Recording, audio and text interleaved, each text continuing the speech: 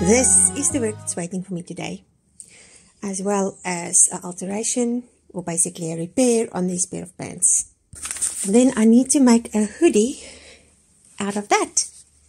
That's for a collaboration that I'm working on. Good morning, my name is Katinka. I'm the seamstress at the cottage. And today we're going to do a day in the life of a seamstress. It starts with coffee. So, I love coffee. I don't really do all the flavored ones, but this is a Trader Joe's maple syrup one. And it's just maple syrup flavored and it's amazing. What I like to do is I like to make it with butter and put some salt in. Oh, it's the best. It is nice and gloomy outside and I just love it, of course. But the sun is coming out in a little bit, so for now I'm going to enjoy the autumn weather. I was dressed warmly with a t-shirt underneath this, but I just had to go and take it off because it got too hot. Well, while we're here, look, I've got my dress. I spoke to you about it and it's made and I love it. But today we need to work on these pants. It's broken there, so I will add a piece on the inside to strengthen it, and then I will sew this down again. And then it should be fine for another while. The thing is, I'm in a position now where I can choose which jobs I want to take, and it is such a relief. Because as a seamstress, you usually just have to do everything that's ahead of you to make ends meet.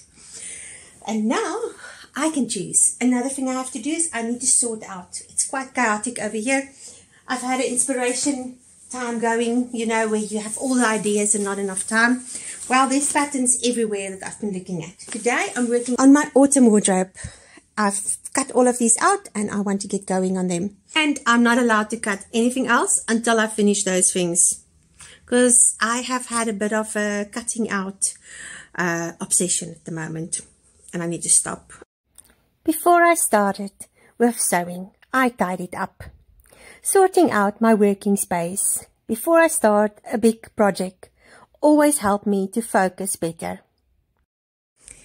So I only had like 1.5 yards of this, and I had to cut the sleeve on the, there's my selvage, so the grain runs that way, but I want to show you the back. I actually had to put a seam there, and it's a bit shorter than it was supposed to, but this will work, and now I can do this blouse. I think it's going to be really pretty. I'm doing that one, but instead of giving it the elastic, because I had to make the sleeve about this much shorter, I'm giving it a little cuff. And then I also didn't have enough for the facing. This is all I have left over. So I am going to just put some bias binding around the neck and maybe give it a tie there. But I'm excited to get this blouse done. My camera fell over and I did not realize.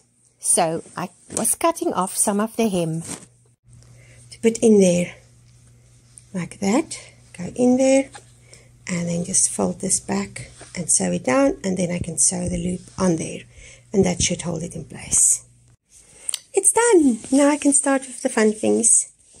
So I did it like that, and then I just put another hem in. So I'm tired of sewing, so I got on my bike and I went for a nice cycle. But it's time to turn back, even though I still want to keep going. This is the Missouri River. And I've been here for almost 9 months. And I've never been to it. I've seen it. And it's interesting, they say no swimming unless designated areas. And I've seen icebergs coming down this river. So there's no way I can see that you can swim here. I mean, look how fast this water is going. This is a recipe to drown. I have place to iron now.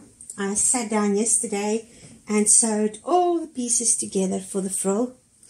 There's like lots of strips like this. I want to iron it, and then I want to go and just sew it down afterwards with the sewing machine as well. Because with viscose or iron, the overlocking on its own sometimes is not enough to keep it all together. So do another row of stitching just in case. So I will do it about 1 millimeter away from the edge.